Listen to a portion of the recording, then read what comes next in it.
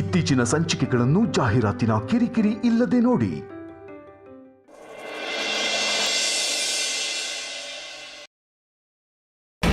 ಅವರೇ, ಬಾಣಂತನ ಮಾಡೋದಷ್ಟು ಈಸಿ ಅಲ್ಲ. ಅದೇನು ಅಂತ ಬಾಣಂತನ ಮಾಡಿದವ್ರಿಗೆ ಗೊತ್ತು. ಅದು ಎಷ್ಟು ಕಷ್ಟ ಆದರೂ ಪರವಾಗಿಲ್ಲ, ಅದನ್ನೆಲ್ಲ ನಾನು ನೋಡ್ಕೊಳ್ತೀನಿ. ಬನ್ನಿ.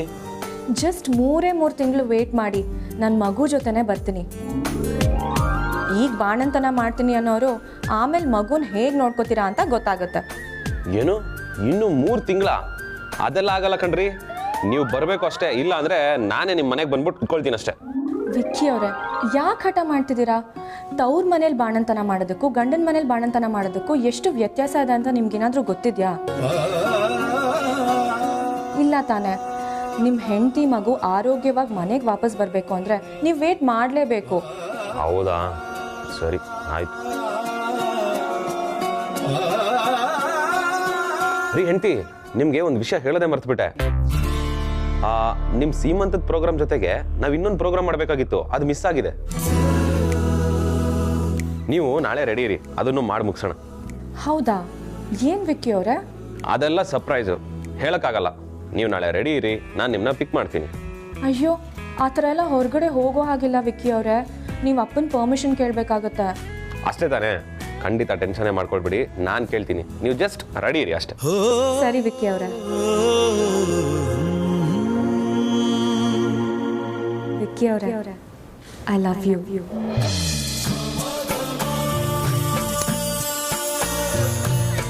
ಓಹ್, ಫಸ್ಟ್ ಟೈಮ್ ನನ್ನ ಹೆಂಡತಿ ನಾನು ಕೇಳ್ದೇನೆ ಮುದ್ದು ಕೊಟ್ಟಿರೋದು. ಇಟ್ಕೊಳ್ತೀವಿ, ಖುಷಿಯಿಂದ ಇಟ್ಕೊಳ್ತೀವಿ.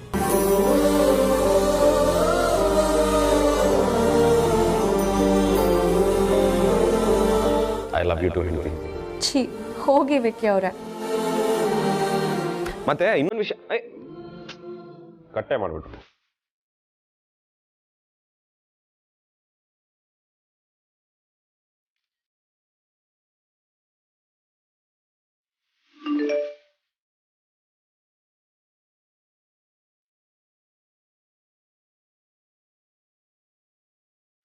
ಸುಂದ್ರ ಯಾವ ಹೀರೋಗೂ ಕಮ್ಮಿ ಇಲ್ಲ.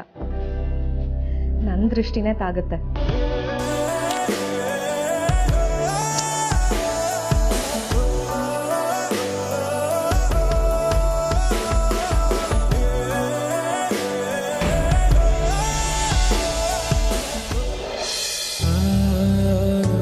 ಧ್ರುವ, ನೀನು ಆದಷ್ಟು ಬೇಗ ಹುಷಾರಾಗಬೇಕು.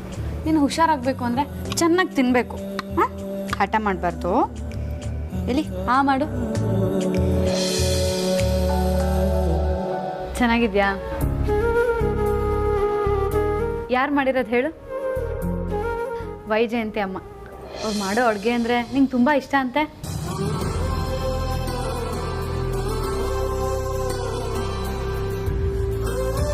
ವೈದೇಹಿ ದೀಪ ತಗೊಂಡ್ಬರಮ್ಮ. ಅಮ್ಮ ಅಮ್ಮ ಅಮ್ಮ ಅಮ್ಮ ವೈದೇಹಿ ವೈದೇಹಿ ವೈದೇಹಿ ವೈದೇಹಿ ವೈದೇಹಿ ವೈದೇಹಿ ವೈದೇಹಿ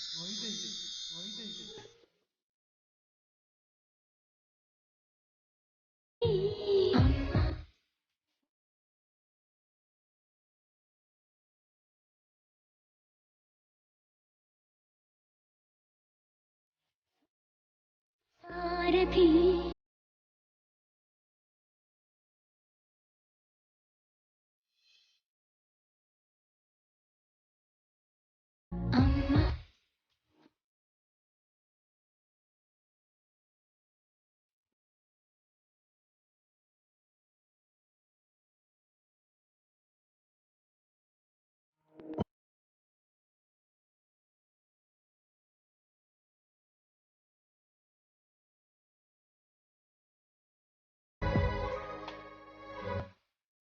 ಧ್ರುವ,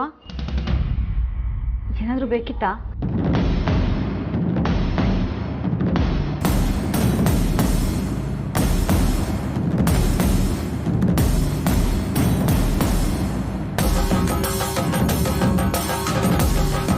ವೇದನ್ ಭಾವನ್ ಫೈಲು.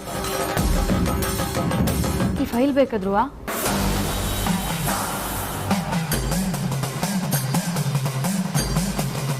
ಇರು, ನಾನು ಕೊಡ್ತೀನಿ. ನೋಡ್ತೀಯಾ? ಓಪನ್ ಮಾಡಬೇಕಾ?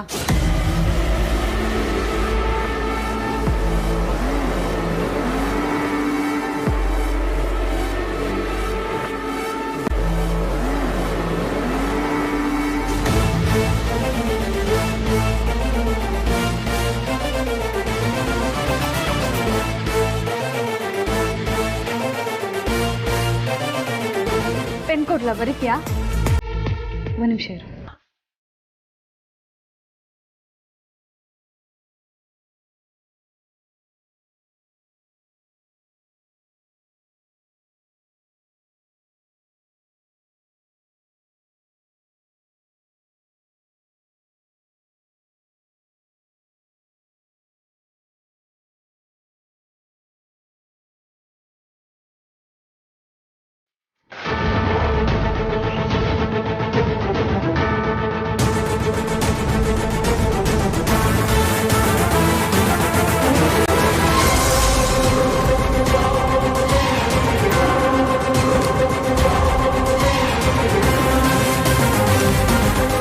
ವೈದೇಹಿ ಅಮ್ಮ, ಎಂದಿಗೂ ಸಾಲದು ನಿನ್ನ ಪ್ರೀತಿಯಮ್ಮ,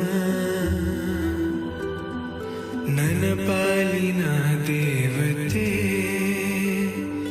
ನೀನೇ ಅಮ್ಮ, ಎಂದಿಗೂ ಸಾಲದು ನಿನ್ನ ಪ್ರೀತಿಯಮ್ಮ.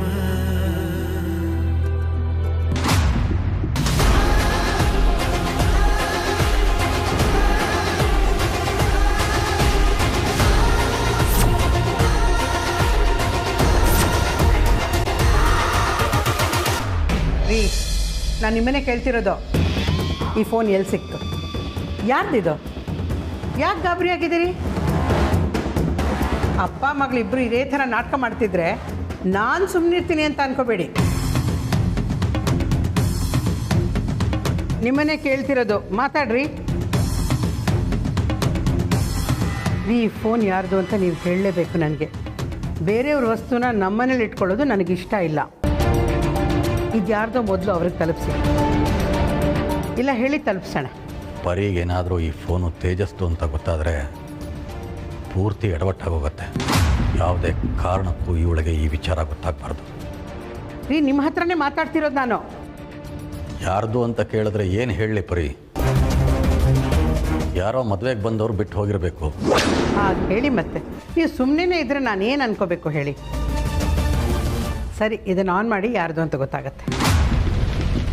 ನಾನು ಈಗಾಗಲೇ ಅದನ್ನು ಚೆಕ್ ಮಾಡಾಗಿದೆ ಪರಿ. ಅದು ಆನೂ ಆಗ್ತಾ ಇಲ್ಲ, ಚಾರ್ಜು ಆಗ್ತಾ ಇಲ್ಲ.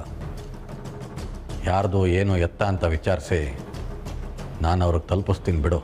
ಮೊದಲ ಕೆಲಸ ಮಾಡಿ. ಇಲ್ಲದೆ ಹೋದರೆ ಮಂಜು ಮಗಳ ಮದುವೆಗೆ ಹೋಗಿ ಫೋನ್ ಕಳ್ಕೊಂಬದ್ವಿ ಅಂತ ಜನ ಆಡ್ಕೊಂಡು ನಗ್ತಾರೆ. ತಗೊಳ್ಳಿ.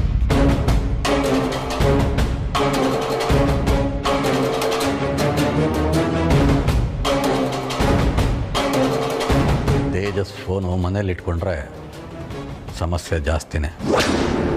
ಮೊದಲು ಇದನ್ನು ಇಲ್ಲಿಂದ ಸಾಗ ಹಾಕಬೇಕು.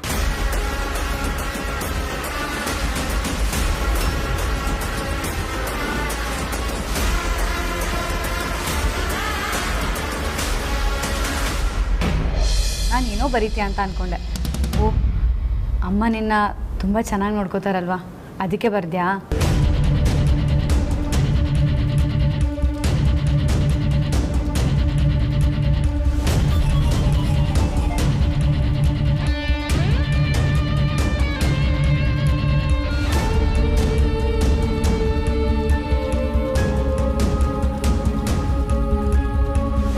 ಧ್ರುವ, ನೀನೇನು ಹೇಳ್ತಿದ್ದೋ ನಂಗೆ ಅರ್ಥ ಆಗ್ತಿಲ್ಲ ಧ್ರುವ.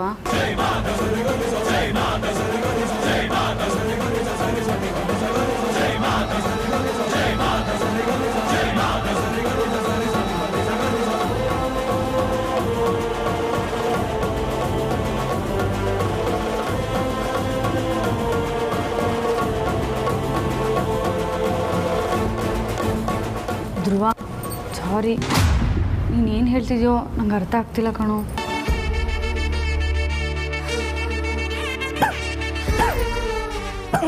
ಅಯ್ಯೋ, ಒಂದು ನಿಮಿಷ ಇರು ಧ್ರುವ, ನಾನು ನೀರು ತಗೊಂಬರ್ತೀನಿ.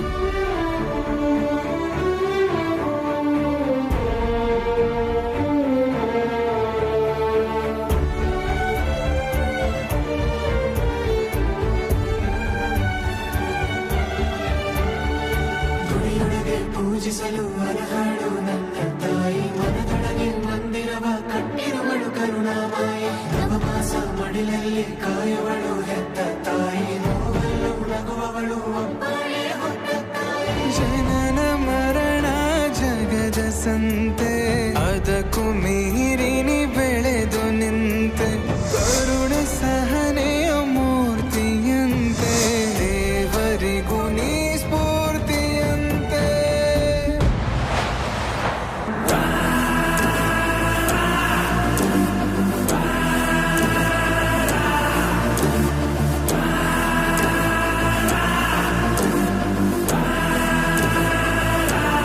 ಇವನ್ ಯಾಕೆ ಒಬ್ನೇ ಕೂತಿದ್ದಾನೆ? ಪೆನ್ನು ಪೇಪರ್ ಹಿಡ್ಕೊಂಡು ಏನೋ ಬರಿತಾ ಇರೋ ಹಾಗಿದೆಯಲ್ಲ.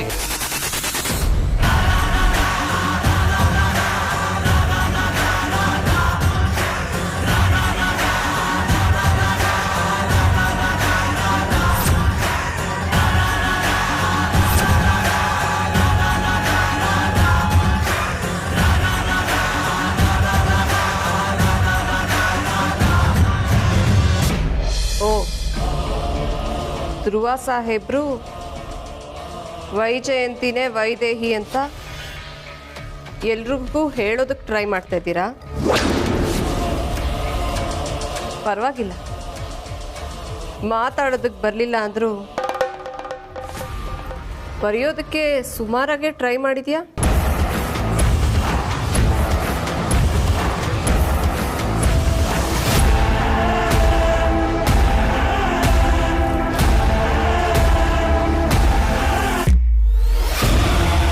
ಪರವಾಗಿಲ್ಲ, ನಾನು ನಿನ್ನ ಪರಮಾತ್ಮನ ಪಾದ ಸೇರಿಸ್ಬೇಕು ಅಂತ ಇದ್ರೆ ನೀನು ನನ್ನನ್ನೇ ಸಿಕ್ಕಾಕ್ಸೋದಕ್ಕೆ ಸ್ಕೆಚ್ ಹಾಕಿದ್ಯಾ?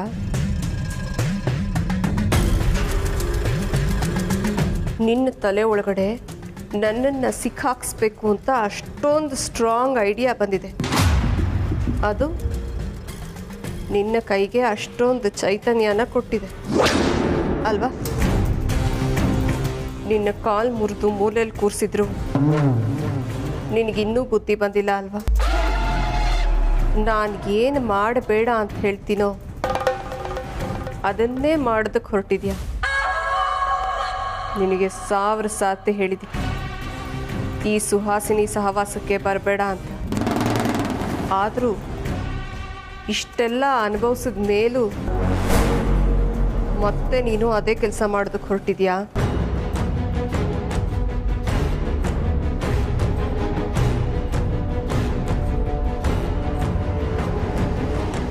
ನೀನು ಏನೇ ಮಾಡಿದ್ರೂ ಅಷ್ಟೆ ನನ್ನನ್ನು ಏನೂ ಮಾಡೋಕ್ಕಾಗಲ್ಲ.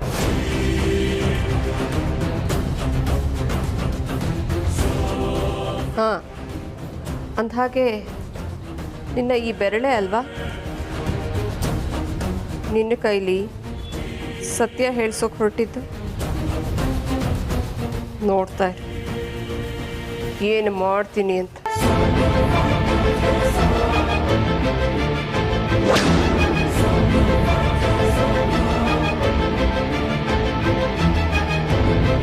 ಬರೆಯೋದಕ್ಕೆ ಟ್ರೈ ಮಾಡ್ತೀಯಾ? ಎಲ್ರಿಗೂ ನಿಜ ಹೇಳಿ ಹೀರೋ ಆಗಬೇಕು ಅಂತಿದ್ಯಾ?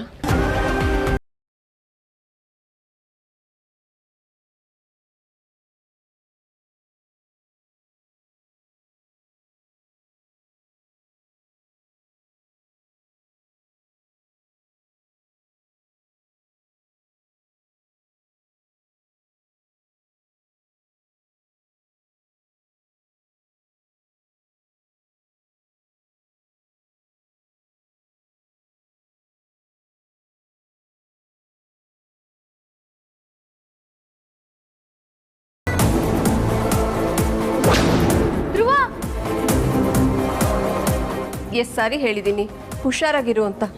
ಏನೋ ಒಂದು ಎಡವಟ್ ಮಾಡ್ಕೊಳ್ತಿಯಲ್ಲ ಧ್ರುವ. ಅತ್ತೆ ಧ್ರುವಂಗೇನಾಯ್ತು? ಅದೇ ನನಗೂ ಗೊತ್ತಾಗ್ತಾ ಇಲ್ಲ. ಧ್ರುವ ಯಾಕೋ ಜೋರಾಗಿ ಕಿರ್ಚ್ಕೊಂಡ. ಬಂದು ನೋಡಿದ್ರೆ ಕೆಳಗಡೆ ಬಿದ್ದುಬಿಟ್ಟಿದ್ದ. ಯಾಕೆ ಅಂತ ನನಗೂ ಅರ್ಥ ಆಗ್ತಾ ಇಲ್ಲ.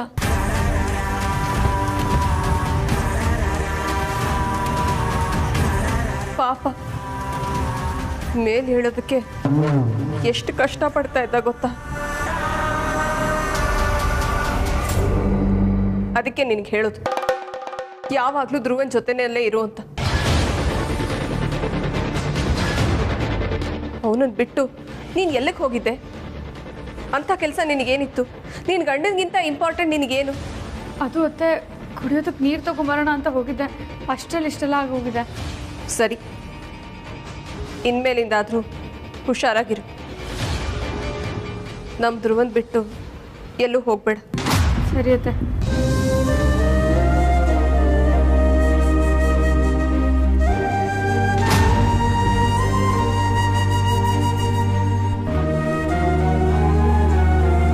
ಧ್ರುವ, ಏನಾಯ್ತು ನಿಂಗೆ? ಏನ್ ಮಾಡ್ಕೊಂಡೆ? ಅಯ್ಯೋ, ನೋಡ್ತಿದ್ಯಾ?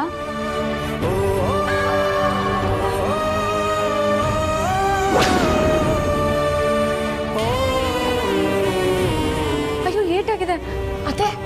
ಏಟ್ ಮಾಡ್ಕೊಂಡಿದ್ದಾನೆ ಅಂತ ಅನ್ಸುತ್ತೆ. ನನಗೂ ಹಾಗೆ ಅನಿಸ್ತಾ ಇದೆ. ಜಾರಿ ಏನಾದರೂ ಬಿದ್ದು ಏಟ್ ಮಾಡ್ಕೊಂಡಿರಬಹುದು. ಅತ್ತೆ, ಯಾವುದಕ್ಕೊಂದ್ಸರಿ ಡಾಕ್ಟರ್ಗೆ.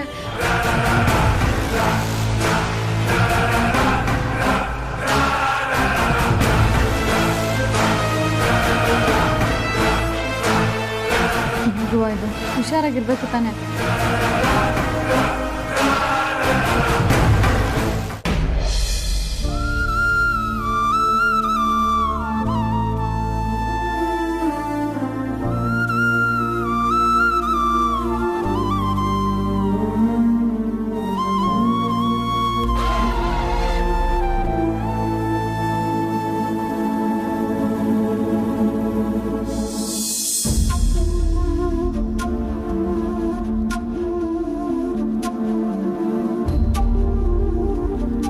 ಡಾಕ್ಟರ್, ರಾಜಣ್ಣಗೇನೂ ಆಗಿಲ್ಲ ತಾನೆ? ನೋನೋ, ಏನೂ ಆಗಿರೋದಿಲ್ಲ, ಟೆನ್ಷನ್ ಮಾಡ್ಕೋಬೇಡಿ.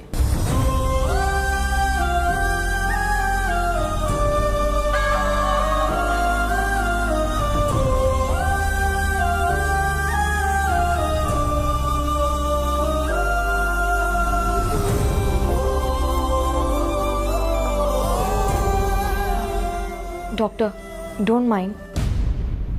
ಧ್ರುವಾಗಿ ಯಾಕೋ ತುಂಬ ನೋವು ಕಾಣಿಸ್ತಾ ಇದೆ ಅಂತ ಅನಿಸ್ತಾ ಇದೆ. ಇನ್ನೊಂದು ಪೇನ್ ಕಿಲ್ಲರ್ ಇಂಜೆಕ್ಷನ್ ಕೊಡ್ಬೋದಾ?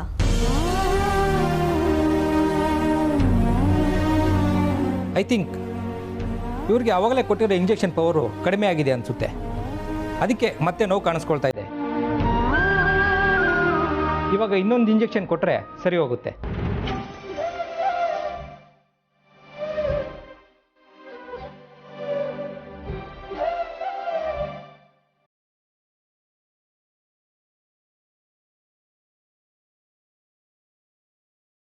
ಧ್ರುವ, ಇದೊಂದೇ ಪೇನ್ ಕಿಲ್ಲರ್ ಇಂಜೆಕ್ಷನ್ ಅಷ್ಟೇ, 2 ನಿಮಿಷ ಆಗೋಗುತ್ತೆ.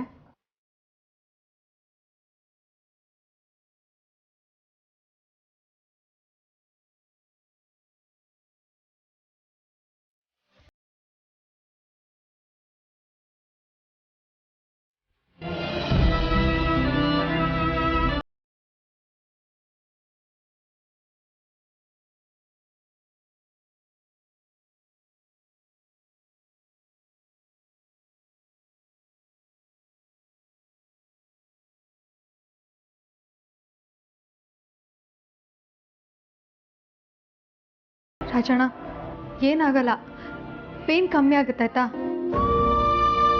ನೋಡಿ, ಇವ್ರ ಹೆಬ್ಬೆಳ್ಳಿಗೆ ಪೆಟ್ಟು ಬಿದ್ದಿದೆ, ಮೋಸ್ಟ್ಲಿ ಚಿಕ್ಕ ಫ್ರ್ಯಾಕ್ಚರ್ ಕೂಡ ಆಗಿರ್ಬೋದು.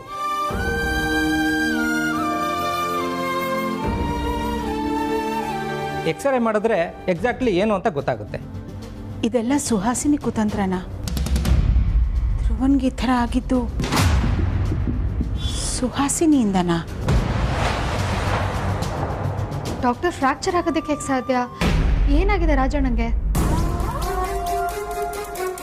ಆದಿತಿ, ನೀನು ರಾಜಣ್ಣನ ಜೊತೆಗೆ ಇದ್ದಲ್ಲ, ಏನಾಯಿತು?